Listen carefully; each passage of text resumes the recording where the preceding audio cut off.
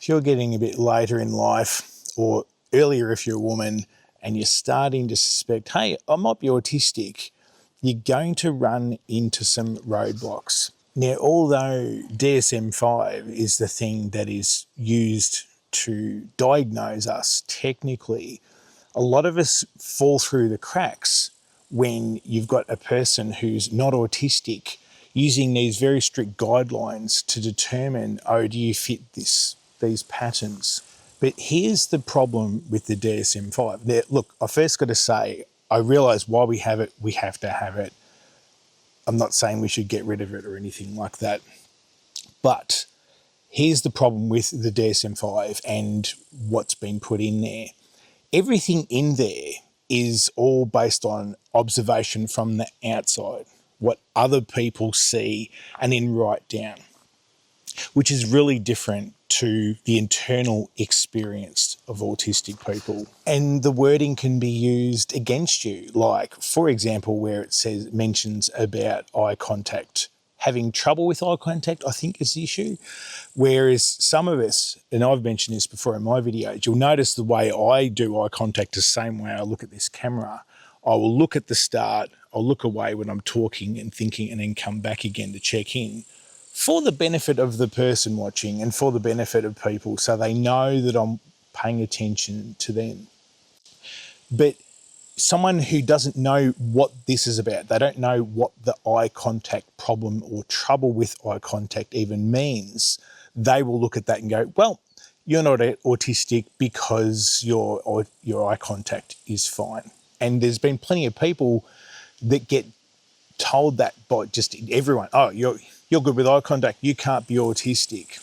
It's in the DSM-5, can't be wrong. But every one of these things is nuance. And again, I'm not saying it's wrong. I'm not saying don't use the DSM-5. I'm just saying there's more nuance to it that doesn't get recognised by the average person. And the people who are doing this often are neurotypical, and not their fault, right? But they're not able to determine things that are going on inside us. They're just going by these set of rules that they've been given. And just to talk about the eye contact thing for a minute, trouble with eye contact, I've seen some people talk about this and saying it's not that we have trouble doing the eye contact. Like in my case and many people's case, the trouble is that we can't talk, concentrate and look at you. I can't even look at this camera and think a lot of the time. And that's the trouble. That's what problems that we have. But it always shows up in the more extreme forms. That's how it ends up in DSM-5. It's somebody who, level 2 or level 3 autism, can't even look you in the eye at all, even if they want to. You know, someone like me, I'm level 1 autism, and that gives me the opportunity. I can look briefly, but now it's more recognised that we have to look away when we're concentrating, when we're talking.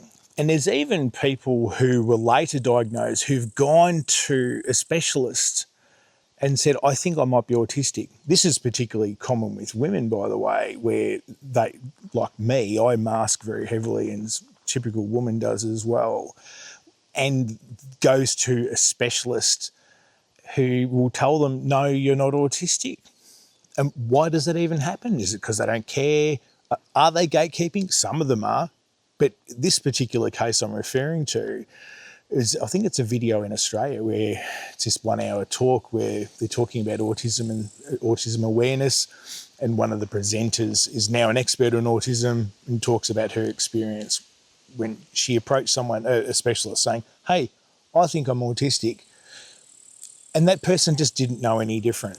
And that person was clearly operating off a strict set of instructions. Do they do this and this and this? No.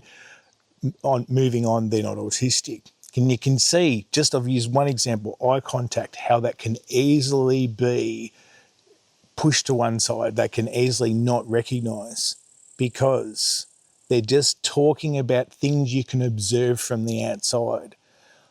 I'm not saying that's wrong. I'm just pointing out the limitation of it, and then why it is for people who are women, girls, and older, people, guys that are over 30, this group are the ones. I'm one of them that falls right through these cracks.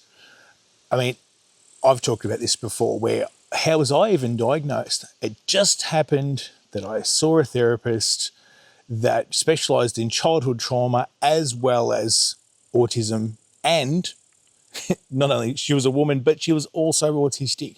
So she knew what she was looking at. She knew the lived experience.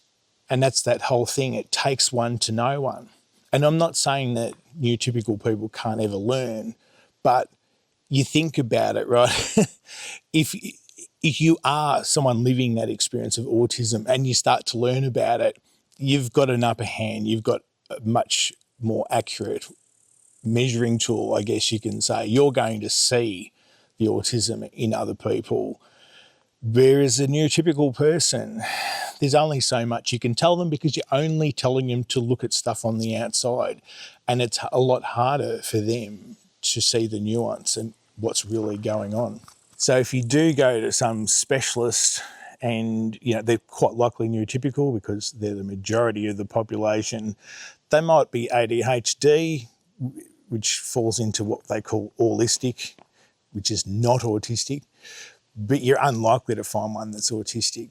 But if you strongly suspect that you are and you need the diagnosis, which can be expensive, time-consuming, but let's just say for whatever reason you really need that diagnosis, then what you're really going to have to do is to find one that is autistic.